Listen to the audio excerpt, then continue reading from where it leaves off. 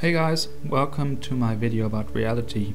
This is also one of those things where words have problems describing the topic, so it's gonna be hard. However, I hope that my videos help you to think, because they help me to think too. Our question today is, what is reality? Some people might say, reality for me is that what I can touch or look at. Definitely you are touching and looking at something with your sensory organs. But as we discussed earlier in some other videos, that which realizes reality is not your brain, but your consciousness. Now everything we perceive is subject to limitations of our senses. Our limited visible light spectrum, for example, or the amount of images we process per second. Those limitations somehow apply to all senses, so also our smell, the taste, hearing and touch. Based on the findings of physics, we're told that matter is not a solid at all. Instead, it's just a few atoms with a lot of empty space in between. Now a physicist may come along and say, well, reality is that what I can measure, which is definitely not certain due to our 3D conception of space. So yes, we can measure matter or objects in 3 dimensions, but how many dimensions are we unable to see? And our magic cube right here might look completely different in reality, and it might be bent in space in a way that creates the perception of it. In addition to that, we could talk about the illusion of time and what that means. Well, anyway, there's just one thing that we can say, and that is that something exists to create whatever we see in it.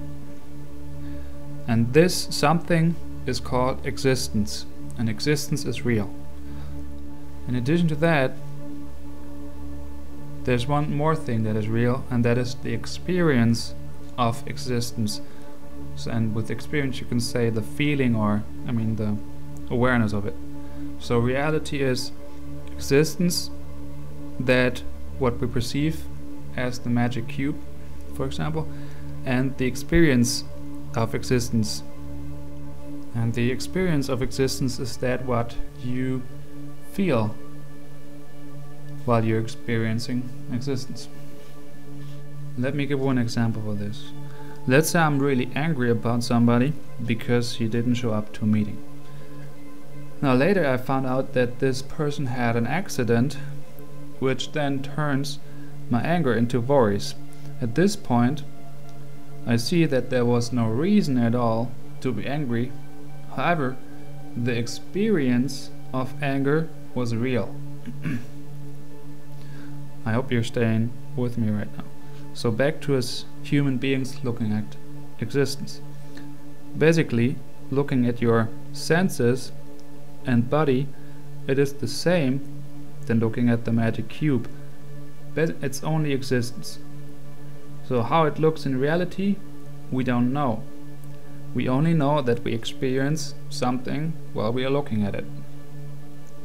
At this point, since there's no separation of things anymore, we can say that existence is all there is, and consciousness experiencing it. Some people might say, well, why are you trying to take reality away from me? What's the benefit of knowing that everything you look at isn't really like we perceive it? Just look at a flower and see how beautiful it is.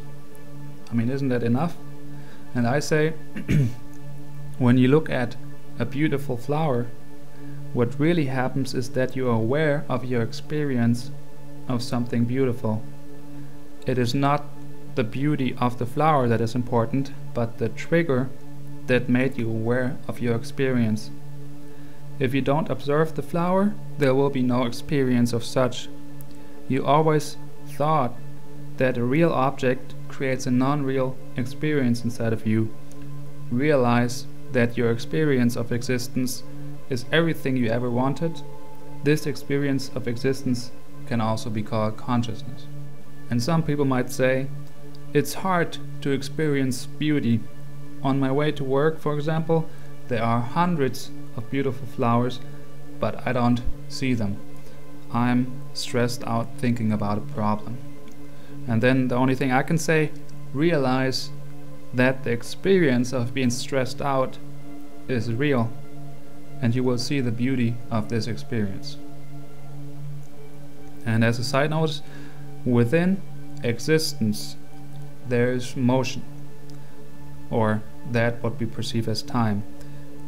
Or you could describe this motion as creation, where creation would be the change within existence. And I think that creation is a better description for what we're talking about than motion, although it's kind of the same thing, because motion suggests that our three-dimensional space moves through a higher dimension, and while it moves, it creates the experience we have.